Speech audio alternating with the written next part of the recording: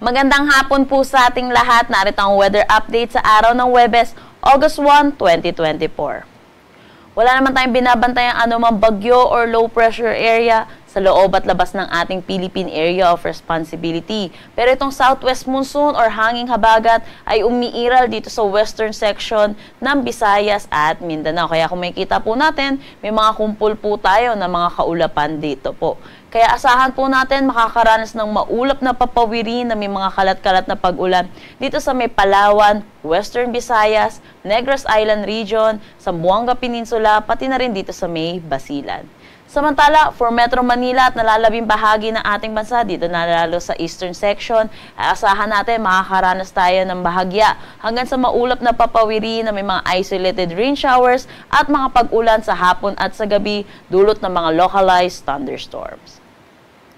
Para naman sa magiging panahon natin bukas dito sa Luzon, kung makikita po natin, maaliwalas po tayo sa buong Luzon po natin. Pero asahan din po natin yung mataas na tsansa ng mga pag-ulan sa hapon at sa gabi, dulot ng mga localized thunderstorm. Kaya ugaliin po natin i-check ang mga social media pages ng Pag-asa para sa mga nilalabas na thunderstorm advisory.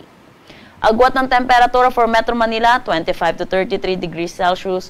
For Lawag, 25 to 32 degrees Celsius. For Tugigaraw, asahan natin ang 25 to 34 degrees Celsius, Baguio 17 to 23 degrees Celsius, Tagaytay 22 to 31 degrees Celsius. For Legazpi, asahan natin ang 25 to 32 degrees Celsius. Gayon din dito sa may Palawan, Visayas at Mindanao, kung makikita po natin, magiging maaliwalas naman ang ating panahon. Pero tandaan po natin, mataas po ang tsansa ng mga pag-ulan sa hapon at sa gabi, dulot ng mga localized thunderstorm. Agwat ng temperatura for Kalayaan Islands at Puerto Princesa, 26 to 33 degrees Celsius. Dito sa Iloilo, asahan natin ang 24 to 33 degrees Celsius. Tacloban, 26 to 32 degrees Celsius. Dito sa Cebu at Cagayan de Oro, 25 to 32 degrees Celsius. Dito naman sa Zamboanga at Davao, asahan natin ang 25 to 33 degrees Celsius. Dako naman tayo sa magiging panahon natin sa susunod na 3 araw kasama ng weekend po natin. Kung may kita po natin, generally fair weather naman ang ating aasahan. Pero kung itong mga kababayan po natin, kung kayo po ay maglalaba, gawin po natin to sa umaga at wag po natin pahabutin ng hapon dahil mataas nga po ang mga tsansa ng mga pag-ulan sa hapon at sa gabi. Agwat ng temperatura for Metro Manila, 24 to 33 degrees Celsius. Baguio City, 17 to 22 degrees Celsius. For Legazpi City, asahan natin ang 24 to 33 degrees Celsius. Para naman dito sa Visayas, asahan din natin ang generally fair weather. Agwat ng temperatura for Metro Cebu, 25 to 33 degrees Celsius. Iloilo City, 24 to 31 degrees Celsius. At Tacloban City, 25 to 32 degrees Celsius.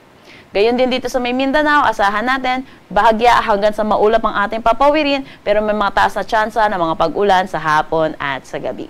Metro Davao, agwat ng temperatura, 24 to 34 degrees Celsius, Cagayan de Oro, 24 to 32 degrees Celsius, at Zamboanga City, 24 to 34 degrees Celsius.